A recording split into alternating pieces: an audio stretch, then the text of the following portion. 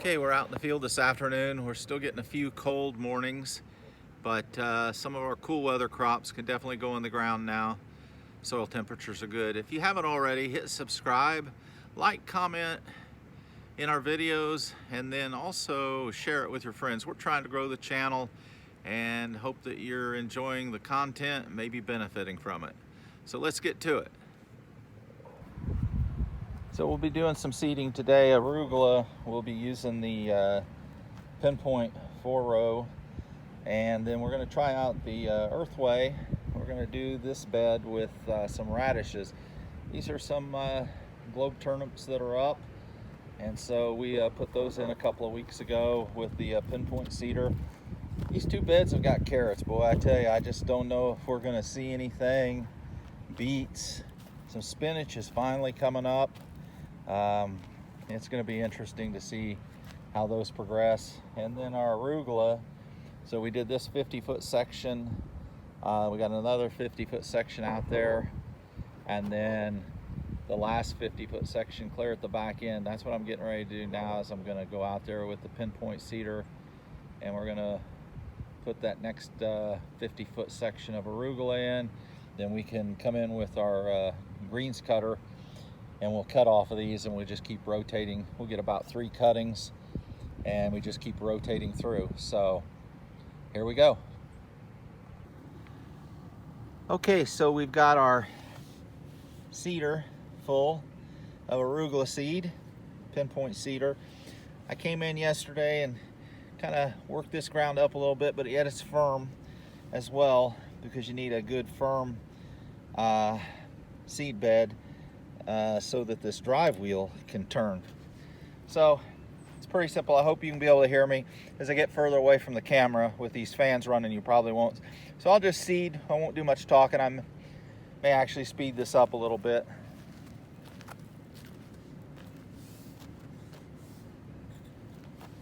Pretty simple.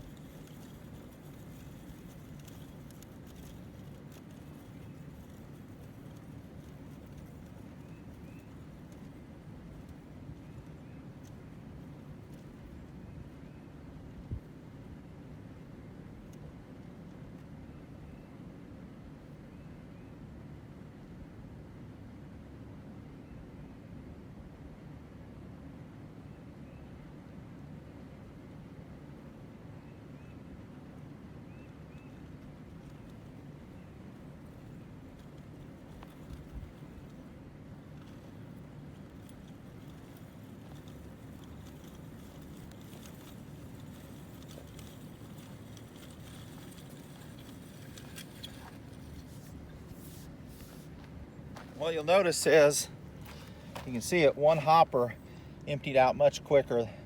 There's little brushes that will limit or allow more seed flow, and sometimes those are a little tricky.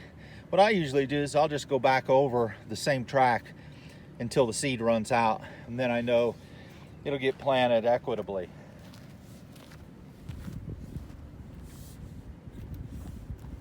I just line my sprocket holes back up to the prior track.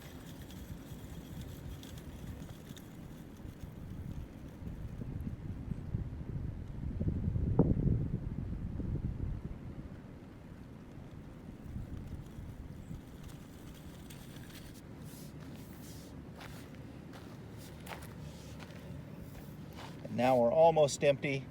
Those center 2 hoppers, a little bit more left in them, so I'll just do another pass.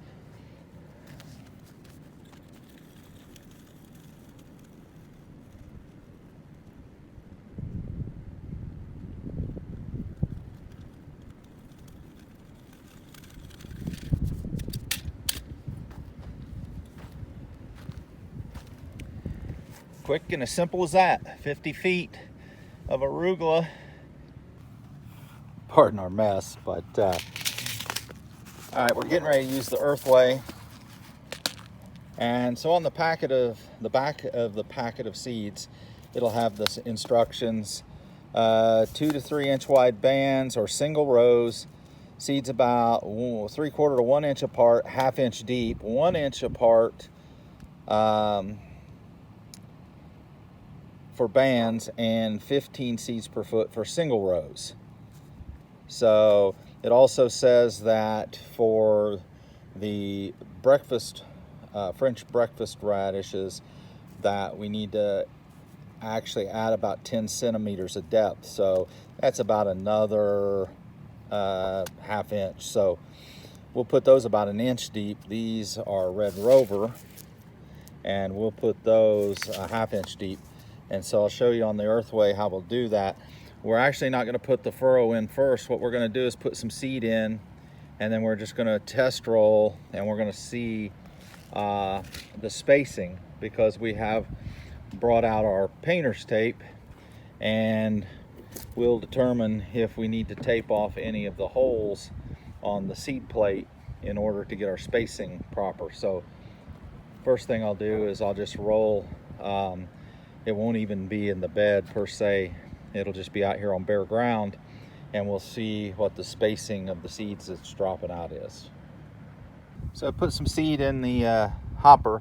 You can see it down in there. I didn't put a lot in, and first thing I can do is just turn and make sure that we see some seed drop out.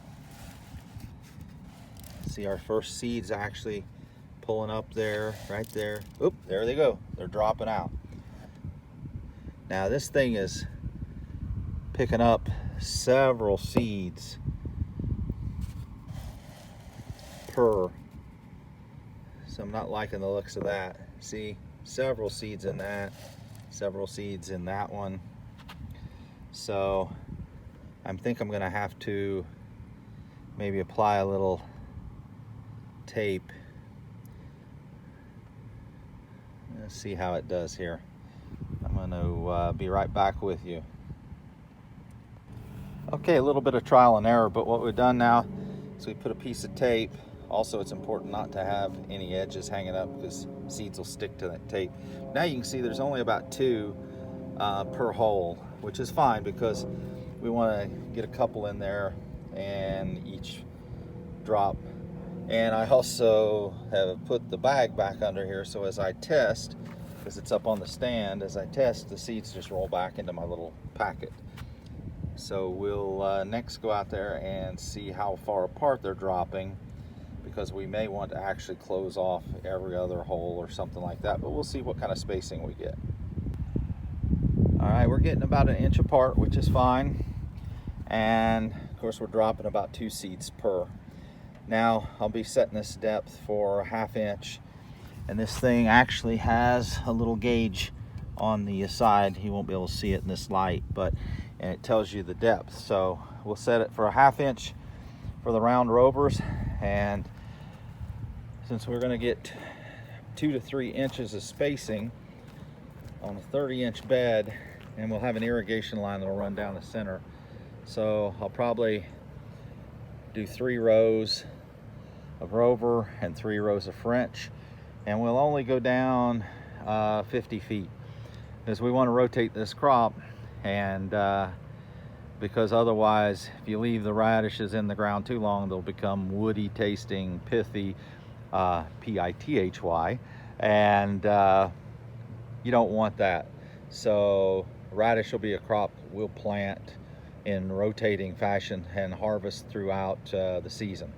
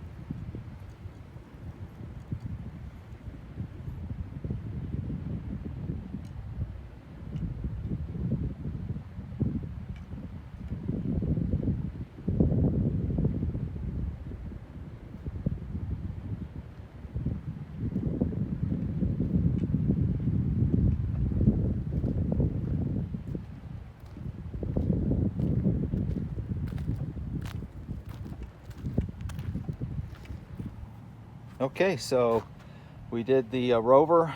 Now we'll adjust this down. Found that tape comes in handy too. The kickstand on the front gives you some clearance, but it'll get a little more height to make that adjustment. And it stabilizes it a little bit sitting in that tape roll. So now we'll switch over to the French breakfast radishes. Okay, we've adjusted our depth for the French breakfast radishes, and here we go.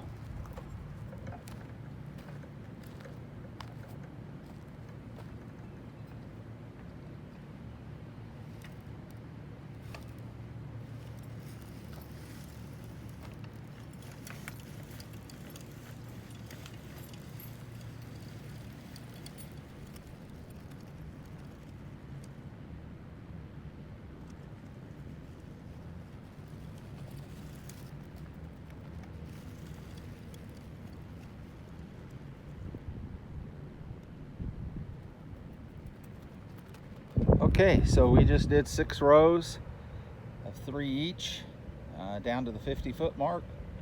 That was pretty quick. It sure is a lot quicker than by hand. So let me go get the unit cleaned up, and then I'll kind of recap what I thought were the goods and the bads on the unit.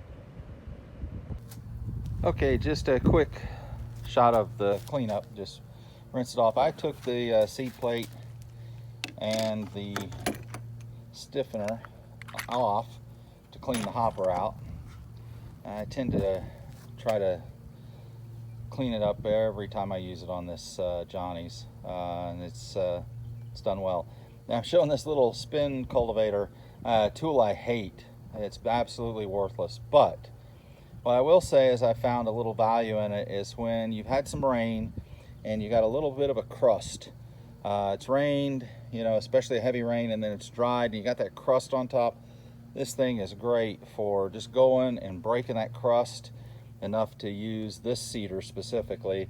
I think this seeder with its furrow plow, it can bust through that, but this really has a hard time with the crusted soil. So this is really great. Now I see Neversink guy and some of the others, they've got a drill operated little mini cultivator.